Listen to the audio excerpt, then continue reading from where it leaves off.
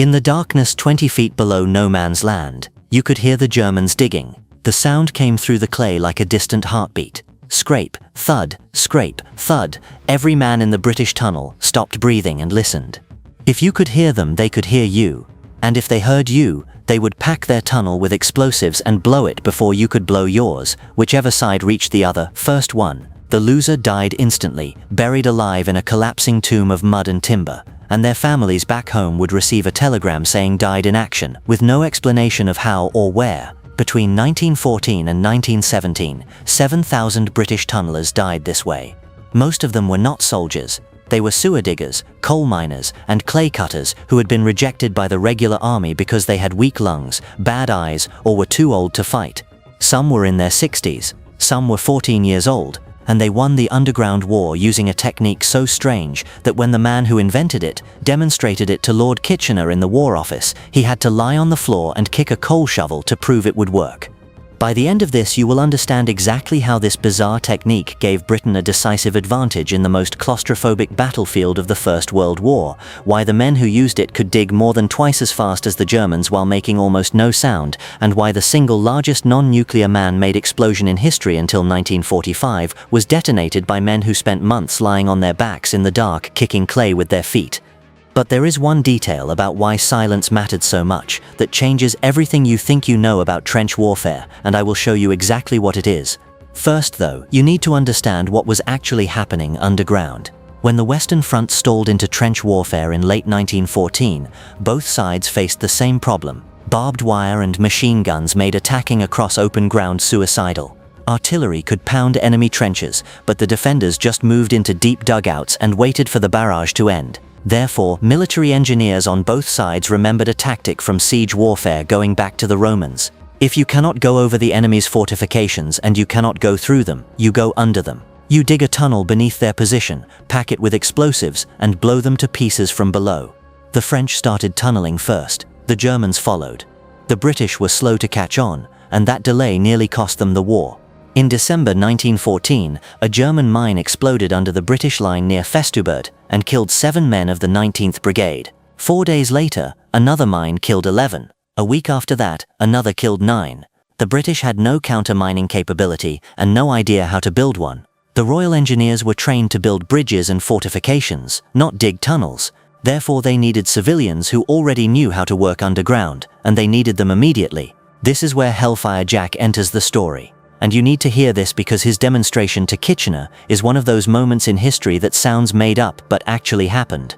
His real name was Major John Norton Griffiths. He was a millionaire member of Parliament, a mining contractor, and a man with a reputation for being completely fearless and slightly insane. He had built sewers in Manchester and railway tunnels in Africa. He knew that British sewer diggers used a technique called clay kicking that was faster and quieter than anything the Germans were using. But he also knew that explaining it to military commanders would be impossible. Therefore, in February 1915, he requested a meeting with Lord Kitchener. The Secretary of State for War walked into the War Office, sat down on the floor, put a coal shovel against the wall, braced his back against a wooden frame he had brought with him, and started kicking the shovel with both feet like he was digging through clay. Kitchener watched this millionaire member of Parliament kicking a coal shovel across the War Office carpet and was instantly convinced. Within 48 hours, Norton Griffiths had authorization to recruit civilian tunnellers into the Royal Engineers. The first 18 clay kickers transferred from civilian work in 36 hours. They were given uniforms, ranks, and sent to France with almost no military training. Many had been rejected by the regular army.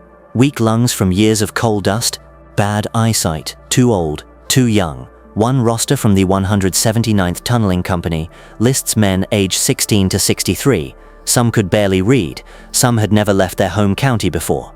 Therefore, they were treated with contempt by regular infantry who saw them as cowards hiding underground while real soldiers fought above. What those infantrymen did not understand was that these civilians were about to fight the most psychologically brutal campaign of the entire war in conditions that would break most trained soldiers within days. Here is what clay kicking actually looked like. The tunneler lay on his back on a wooden cross-shaped frame at a 45-degree angle, feet toward the tunnel face. The frame was called a cross or a Japanese cross because of its shape. His back was braced against the lower beam, his feet pushed against a footrest on the upper beam. In his hands he held a grafting tool, a narrow spade with a razor-sharp blade about 9 inches wide and 15 inches long. He placed the blade against the clay face at head height, braced it with his hands, and drove it forward using the full strength of both legs pushing against the footrest. The clay in Flanders was dense and sticky, called blue clay or gault. A trained clay kicker could slice out a block of clay the size of a briefcase with one powerful kick, pull it loose with his hands, toss it behind him into a skip, and repeat, over and over, for hours, in total darkness except for a single candle.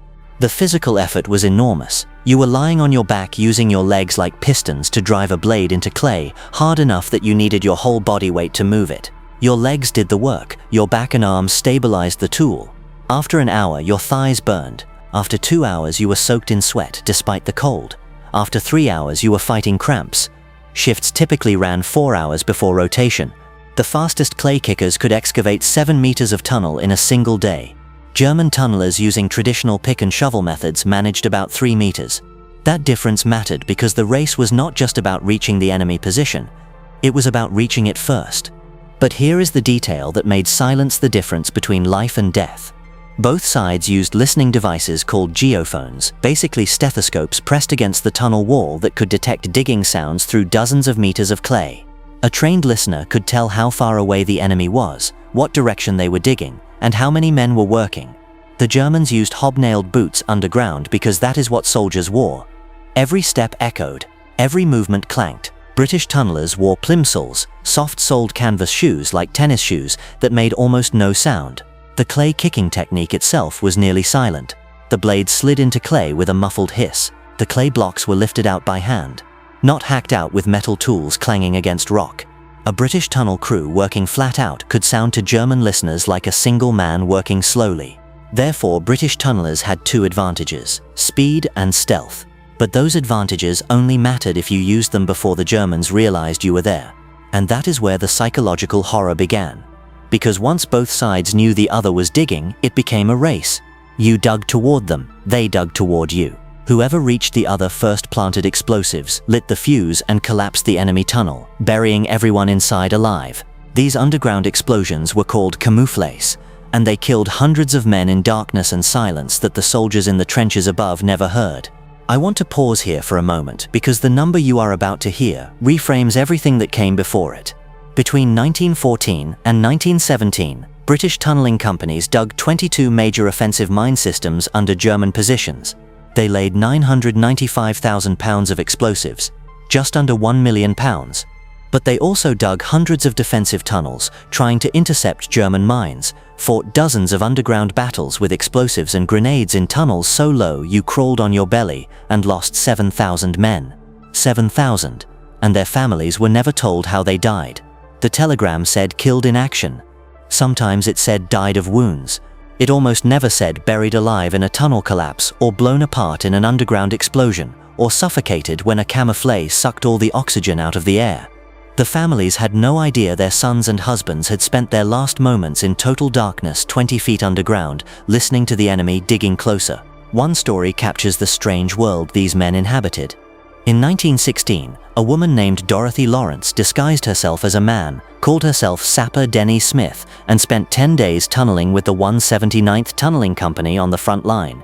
She is the only known woman to have served alongside British troops in the trenches during World War I.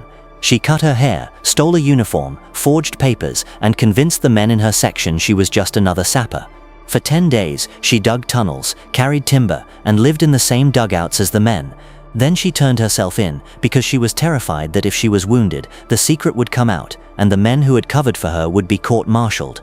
She spent the rest of the war under military arrest and was forbidden from publishing her story until 1919. When she finally told it, almost nobody believed her. But what happened on June 7, 1917, proved beyond any doubt that these men and the technique they used had changed the nature of warfare. The target was Messinese Ridge, a German-held high ground south of Ypres that had been fortified for 2 years.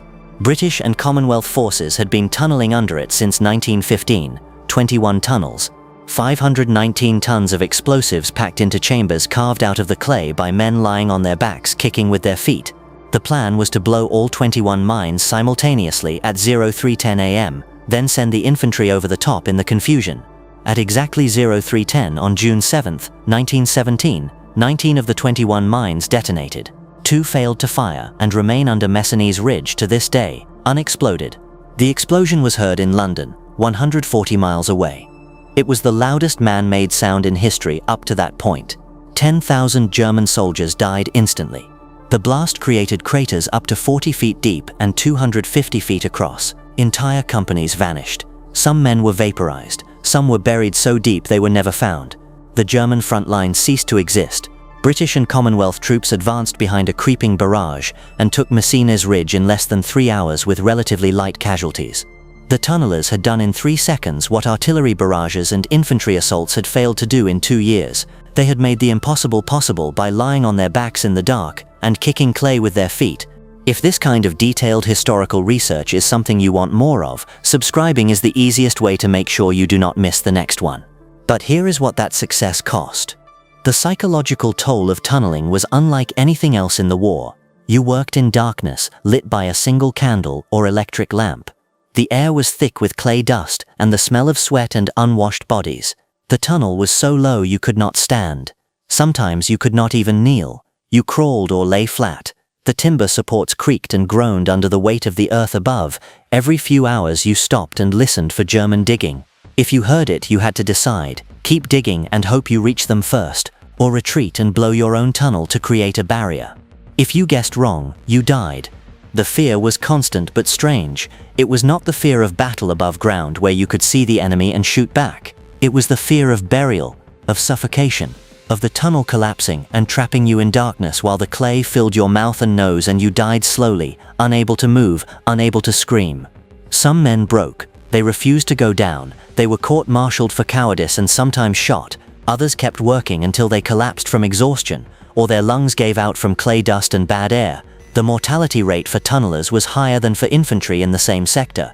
But they kept digging because someone had to, and because most of them came from communities where you did your job, no matter what it cost you. Norton Griffiths himself was one of the few who understood what he had asked these men to do. He visited the tunnels constantly, crawled into the deepest galleries and talked to the men. He was promoted to lieutenant colonel and given command of all British tunneling operations. But in 1917, after Messines Ridge, he was transferred to Romania to destroy oil fields before the Germans captured them. He felt the transfer was a punishment for being too outspoken. After the war, he returned to business, but his fortune collapsed in the 1920s. He shot himself in May 1930, age 58. The Times obituary called him one of the most colorful personalities of his generation. It did not mention the tunnelers.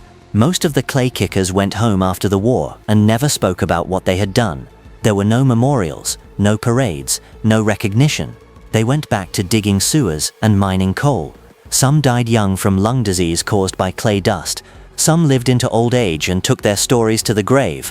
When historians started researching tunneling operations in the 1980s and 90s, they found almost no first-hand accounts. The men were dead. Their families knew nothing. The official records were sparse because tunneling operations were classified. The technique itself vanished.